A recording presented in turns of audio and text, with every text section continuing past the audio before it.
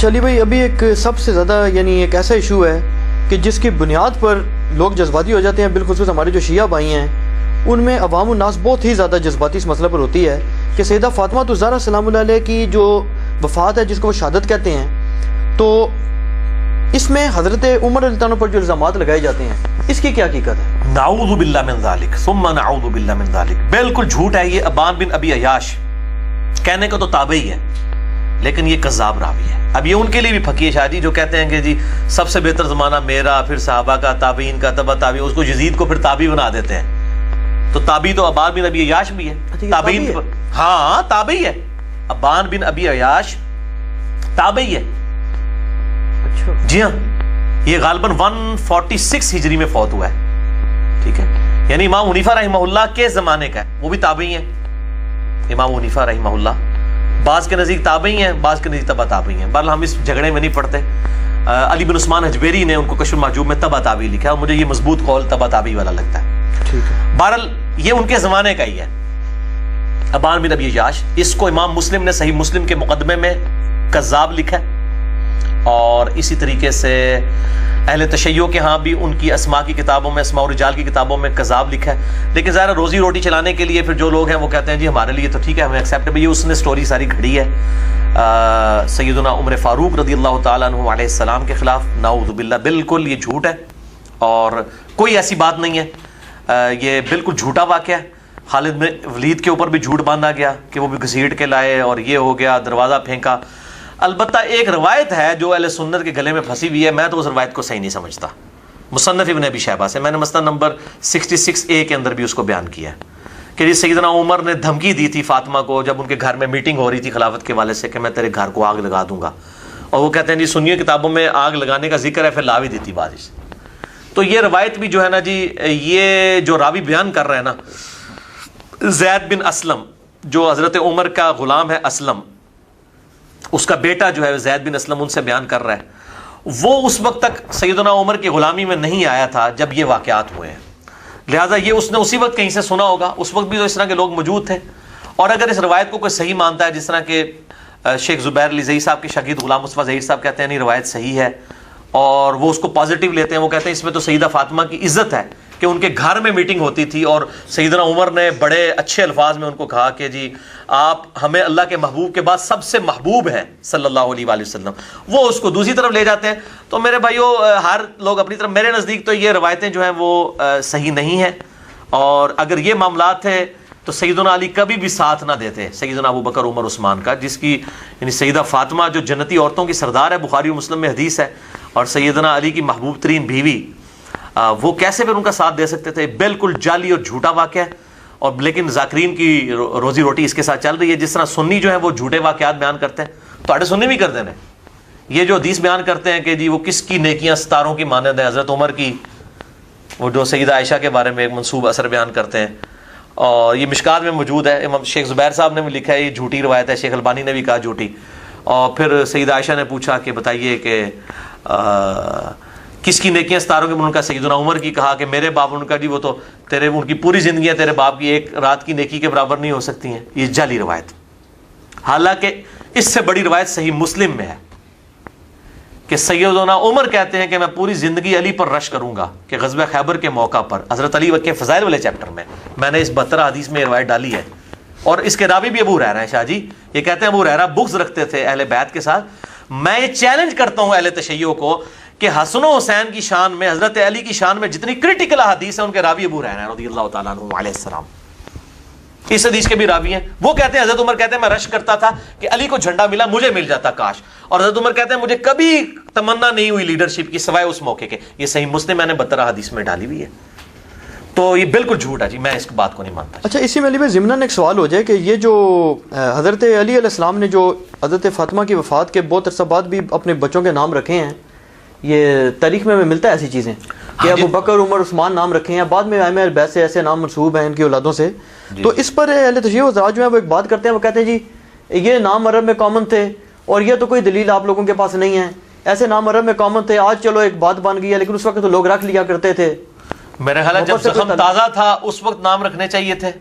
ان سے ذرا پوچھیں کہ تاریخ کے اندر اہل سنت کے کتنے ائمہ ہیں جن کے نام یزید ملتے ہیں؟ اکا دکا.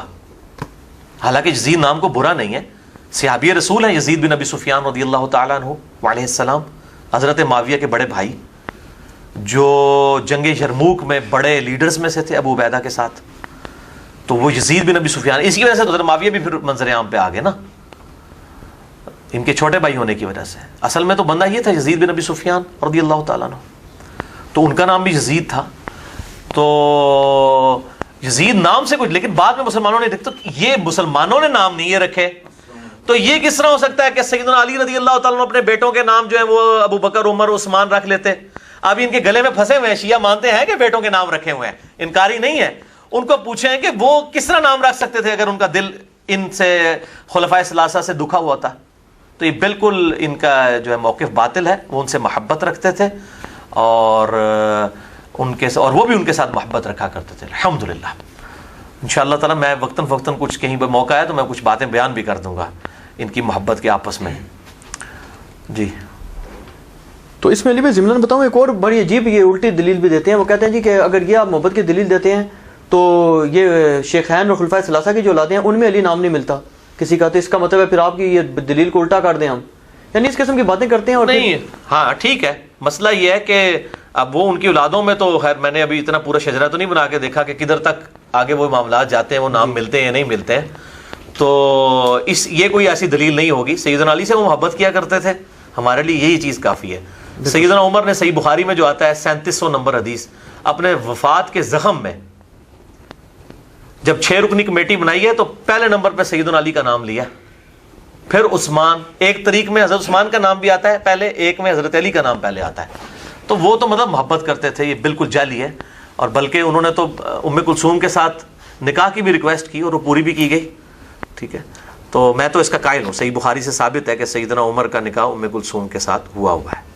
یہ میں نے ضمناً آپ کو بتا دیا, ان گرائش نہ چاہیے, بس میں اس کو چھوڑتا ہوں رضی اللہ تعالی عنہ. حضرت ابوبکر صدیق رضی اللہ عنہ, حضرت عمر فاروق رضی اللہ عنہ کے ادوار میں حضرت علی رضی اللہ عنہ کا جو ہے رول ایکٹیو کو نظر آتا ہے. یہ بالکل ایکٹیو نظر آتا ہے. سیدنا علی نظر آتے ہیں ایکٹیو, یعنی شروع میں 6 مہینے میں اختلاف تھا نا, اس کے بعد یہ ایکٹیو رول آپ دیکھیں. بلکہ یہ اہل تشیع کے بہت بڑے عالم تھے اور وہ مطلب خلفائے ثلاثہ کی عزت کرتے ہیں, حضرت علی کو فضیلت دیتے ہیں. وہ تفضیلی شیعہ ہیں, جیسے زیدیہ ہیں آپ کے یہ شام کے اندر. تو وہ اہل سنت کے تقریباً قریب ہی ہیں. وہ خلفائے ثلاثہ کو مانتے ہیں, سیدہ عائشہ کا احترام کرتے ہیں اور اصحاب پر لعنت کے قائل نہیں, نعوذ باللہ. وہ صحیح شیعہ ہیں, شیعہ علی میں سے, یعنی رافضی نہیں ہے وہ.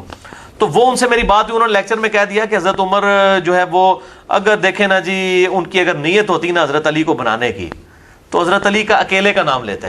انہوں نے یہ 6 رکنی کمیٹی اس لیے بنائی کہ جی وہ مطلب معاملے کو الجھانا چاہتے تھے. تو آپ دیکھیں نعوذ باللہ من ذالک. تو میں نے ان کو بعد میں پکڑ لیا. اب میں نام نہیں لیتا, آپ کو پتہ ہے جن کا کل فون آیا تھا, جی ٹھیک, انہی کی بات کر رہا ہوں میں. اچھا, میں نے ان کو جناب تقریر کے بعد محرم میں پکڑ لیا. میں نے کہا جی یہ آپ کی بات بالکل باطل ہے. میں نے کہا مجھے یہ بتائیے, ہماری اہل سنت کی تاریخ میں ملتا ہے کہ سیدنا عمر جب جنگ یرموک میں فتح ہوئی, جنگ قادسیہ میں ہوئی, تو پھر سیدنا عمر نے باقاعدہ انٹرنیشنل وزٹس کی ہیں. شام بھی گئے ہیں بیت المقدس کی چابیاں لینے کے لیے, ایران میں بھی سیدنا عمر خود گئے ہیں, اور کوئی فوج نہیں ساتھ لے کے گئے, چند لوگ تھے جو آپ کے ساتھ تھے, آپ کے ساتھی. ان کا اللہ پہ یقین تھا کہ اللہ زندگی موت کی حفاظت کرنے والا ہے. تو میں نے کہا بتائیے کہ وہ اپنی جگہ خلیفہ کس کو چھوڑ کے گئے تھے پیچھے؟ کہتے ہیں جی حضرت علی کو. میں نے کہا ہمارے یہاں بھی یہ ملتا ہے, سیدنا علی کو خلیفہ چھوڑ کے گئے تھے. اور وہ کیوں چھوڑ کے گئے تھے؟ کیونکہ بخاری اور مسلم کی متفق علیہ حدیث ہے کہ جب غزوہ تبوک پہ نبی صلی اللہ علیہ وسلم جانے لگے تھے نا, تو پہلی دفعہ ہوا تھا کہ حضرت علی اس جنگ میں شریک نہیں ہوئے. حضرت علی کو آپ صلی اللہ علیہ وآلہ وسلم اپنی جگہ مدینے میں خلیفہ چھوڑ کے گئے تھے. ٹھیک ہے, اور پھر اس موقع پہ آپ نے فرمایا تھا, بخاری اور مسلم کی متفق علیہ حدیث ہے, اور بخاری نے حضرت علی کے فضائل پہ پہلی حدیث ہی لی ہے, اور مسلم نے بھی. کیا علی, حضرت علی رو پڑے کہ مجھے بھی ساتھ لے گیا. ان کا علی تو اس بات پہ خوش نہیں کہ تیری میرے ساتھ وہی نسبت ہے جو ہارون کی موسیٰ کے ساتھ, مگر میرے بعد کوئی نبی نہیں. یعنی موسیٰ بھی جب کوہ طور پہ گئے تھے تو حضرت ہارون کو چھوڑ کے گئے تھے, تو میں تجھے چھوڑ کے جا رہا ہوں. تو اس کو رافضی اپنی طرف لے جاتے ہیں. وہ کہتے ہیں جی اس سے ثابت ہوا کہ خلیفہ ہیں وہ, حالانکہ حضرت ہارون جو ہے حضرت موسیٰ کی زندگی میں فوت ہوئے ہیں. حضرت ہارون کا خلیفہ موسیٰ, حضرت موسیٰ کے خلیفہ ہارون نہیں بنے بلکہ جوشوا بنے, یوشع ابن نون. اور دوسرے ناسبی جو ہے نعوذ باللہ, شاہ جی آپ کو پتہ ہے وہ اس کے دوسرا مطلب نکالتے ہیں, اتنے خبیث ہیں یہ. وہ کہتے ہیں جی اس سے پتہ چلا کہ جیسے حضرت موسیٰ چلے گئے اور ہارون کو چھوڑ کے گئے تو پیچھے امت میں اختلاف پیدا ہو گیا, تو علی کی وجہ سے پیچھے اختلاف پیدا ہو جائے گا. دیکھیں ایسی جناب ایسی طریقے سے نا وہ پوائنٹ نکالتے ہیں. پھر ٹھیک ہے میں کہتا ہوں پھر اگر سنیوں کے رافضیوں سنیوں میں گھسے ہوئے ناسبیوں نے یہ حرکتیں کرنی ہے, پھر شیعہ کے گھسے ہوئے رافضی بھی اس طرح کی حرکتیں کرتے ہیں, پھر دونوں جسٹیفائی ہیں نا, ظاہر ہے دونوں نے گمراہی کمانی ہے نا. وہ تو حدیث پوری ہونی ہے نا جو موقوفاً روایت ہے, سیدنا علی کا اپنا قول ہے, اور جب غیبی خبر ہو اور موقوفاً ہو کسی صحابی سے, وہ نبی کے بتانے پہ محمول ہوتی ہے, صحیح سند کے ساتھ ہے. فضائل صحابہ کتاب احمد بن حنبل, یہ اب چل ضمناً آ گیا, میں اس کتاب کا بھی تعارف کروا دوں. یہ پہلی دفعہ یہ کتاب الحمدللہ ہمارے جہلم شہر سے چھپی ہے. امام احمد بن حنبل رحمہ اللہ کی کتاب فضائل صحابہ, دنیا میں فضائل صحابہ کے اوپر سب سے بڑی یہ کتاب ہے. 1903 احادیث ہیں انٹرنیشنل نمبر کے مطابق, اور یہ تحکیم ایک عرب اسکالر کی تحکیم کے ساتھ چھپی ہوئی ہے, شیخ وسیع اللہ بن محمد عباس کی تحکیم کے ساتھ, اردو ترجمے کے ساتھ شائع ہو چکی ہے. اس میں وہ صحیح سند کے ساتھ 2 موقوفاً روایتیں ہیں کہ سیدنا علی رضی اللہ تعالیٰ عنہ علیہ السلام کہتے ہیں کہ میری وجہ سے 2 گروہ گمراہ ہوں گے, اور دوسری روایت ہے کہ میری وجہ سے 2 گروہ دوزخ میں چلے جائیں گے, نعوذ باللہ. ایک میری محبت میں غلوب کر کے, ایک میری دشمنی میں, یعنی رافضی اور ناصبی. اب رافضی جو ہے وہ اہل تشیع میں گھسے ہوئے ہیں, اور معاذ اللہ اس وقت تو تقریباً اکثریت کی حالت ہو چکی ہے, اور ناصبی جو ہے وہ اہل سنت میں گھسے ہوئے ہیں, ان میں بھی زیادہ تر اہل حدیث اور دیوبند کے اندر ہیں. اب کچھ دانے جو ہیں وہ بریلویوں کے اندر بھی آنا شروع ہو گئے ہیں. تو یہ دونوں طرف ایکسٹریم رویے موجود ہیں. تو یہ انہی کی وجہ سے یہ سارے معاملات جو ہیں نا وہ بگڑ رہے ہیں. تو وہ اس حدیث کو اس طرف لے جاتے ہیں کہ جی افتراق امت میں آ گیا, وہ حضرت موسیٰ علیہ السلام اور ہارون علیہ السلام والا معاملہ. تو میں وہ حدیث بیان کی کہ اب وہ حدیث تھی کہ مجھے یعنی سیدنا عمر فاروق رضی اللہ تعالیٰ عنہ اس حدیث کی بنیاد پہ جب رومن امپائر فتح ہوئی یا پرشین امپائر فتح ہوئی, تو وہ اسی لیے حضرت علی کو خلیفہ بنا کے تبوک والی سنت پہ, اگر پھر میں نے ان کو کہا اگر اس دوران سیدنا عمر شہید ہو جاتے تو آٹومیٹکلی حضرت علی خلیفہ ہوتے. تو بدنیتی کہاں سے تھی؟ یہ بدنیتی نہیں تھی میرے بھائیوں, سیدنا عمر کی اطاعت تھی. بخاری اور مسلم کی متفق علیہ حدیث ہے, جب آپ کو زخم لگا 1 ہفتے تک آپ زندہ رہے. لوگوں نے کہا آپ اپنا خلیفہ نامزد کریں. انہوں نے کہا کہ اگر میں اپنا خلیفہ نامزد کرتا ہوں تو میں اس شخص کی سنت پر عمل کرتا ہوں جو مجھ سے بہتر ہے, یعنی ابو بکر رضی اللہ تعالیٰ عنہ علیہ السلام. اور اگر میں اپنا خلیفہ کسی کو نامزد نہیں کرتا تو میں اس شخص کی سنت پر عمل کرتا ہوں جو ان سب سے بہتر ہے میرے سمیت, یعنی رسول اللہ صلی اللہ علیہ وسلم.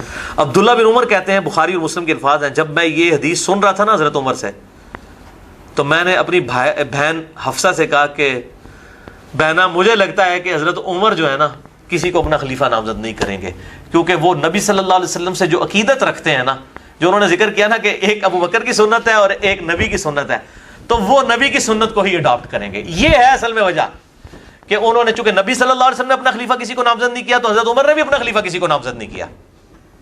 Point to be noted. تو عبداللہ بن عمر کہتے ہیں مجھے اسی وقت لگ گیا کہ یہ نامزد نہیں کریں گے. 6 رکنی کمیٹی بنائی, علی کو پہلے نمبر پہ رکھا, عثمان, عبد الرحمن بن عوف, طلحہ, زبیر اور ابو عبیدہ ابن جرح, سعد ابن ابی وقاص. ابو عبیدہ ابن جرح تو موجود نہیں تھے, فوت ہو چکے تھے. سعد ابن ابی وقاص, یہ 6 ہو گئے. اور پھر کہا کہ عبداللہ بن عمر کو بھی مشورے کے لیے شامل کر لینا, لیکن اس کو خلیفہ نہ چننا, یعنی وہ ملوکیت والا معاملہ نہ ہو. ٹھیک ہے. تو ظاہر نبی صلی اللہ علیہ وسلم بھی کوئی بادشاہ تو نہیں تھے نا, آپ اللہ کے پیغمبر تھے. اگر بادشاہ ہوتے تو حضرت علی کو خلیفہ بنا کے جاتے, آپ یہ کام نہیں کر سکتے تھے, کبھی بھی نہیں کر سکتے تھے. میں نے مسئلہ 55B میں بتایا. اور یہ دیکھیں, یہ ملوکیت کی سپورٹ میں نا قرآن سے لے کے آتے ہیں, داؤد کو اللہ نے بادشاہ بنایا, سلمان کو او بھائی انہوں نے سعودی اللہ نے بادشاہ نہیں سی بنایا, بنو امیہ نے نہیں سی بادشاہ بنایا, بنو عباس نے نہیں تھا بادشاہ بنایا حضرت داؤد علیہ السلام, سلمان علیہ السلام کو یا طالوت کو, وہ وہی کے ذریعے بنائے گئے تھے. ان کو آپ ان بادشاہوں کے ساتھ کمپیئر کرتے ہیں, بنو امیہ کے بدماشوں کے ساتھ. وہ شرم کریں. اور بدماش کس لیول کے اوپر دین کا بیڑا غرق کر دیا. مروان بن حکم کے بارے میں صحیح مسلم میں 177 نمبر 179 نمبر حدیث پڑھ کے دیکھ لیں. اس کو ابو سعید خدری نے کہا کہ نبی صلی اللہ علیہ وسلم جو ہے وہ عید کا خطبہ جو ہے وہ نماز کے بعد دیا کرتے تھے. اس نے پہلے شروع کروا دیا, کیونکہ لعنت جو کرتے تھے سیدنا علی کے اوپر, لوگ ان کی تقریر نہیں سنتے تھے, وہ پہلے سناتے ہیں, جس طرح آج بھی مولوی پہلے زبردستی تقریر سناتے ہیں. تو اس نے کہا ابو سعید وہ طریقے متروک ہو چکے ہیں. نہیں, نبی کے طریقے کو اس نے کہہ دیا ترک کر دیے گئے. اب اس کو صحابی بتا رہا ہے جو نبی کے طریقے کو جاننے والا ہے. اس طریقے سے توہین کرنا, تو میں تو سمجھتا ہوں یہ نواقض اسلام میں آتی ہے چیز. سیدھی سیدھی توہین ہے یہ نبی صلی اللہ علیہ وسلم کی. میں نے 72 حدیثوں میں بھی حدیث ڈالی ہے. تو یہ جو مروان بن حکم ہے اس کو کوئی اللہ تعالیٰ نے نہیں بنایا تھا. پھر کہتے ہیں جی اللہ کی مرضی ہوئی ہے تو یہ اوپر آیا. تو بھائی فرعون جو آیا وہ بھی اللہ کی مرضی سے آیا. کل کو نعوذ باللہ من ذالک پھر ہم یہ کہنے شروع کر دیں کہ حضرت عمر جو ہیں وہ بالکل ان کو صحیح کیا گیا, نعوذ باللہ جو شہید کیا گیا اور یہ اللہ کی مرضی سے ہوا ہے. نعوذ باللہ من ذالک, یہ کیسی بات کر رہے ہیں آپ؟ اللہ نے دنیا میں کھلی چھٹی دی ہوئی ہے. اگر یہی بات ہوتی تو قتل کرنے والے کا قصاص نہ لیا جاتا. تو اللہ کی مرضی سے مراد یہ ہوتا ہے کہ اللہ نے دنیا میں کھلی چھٹی دی ہوئی ہے. برے اعمال کرو قیامت دن پکڑ ہوگی.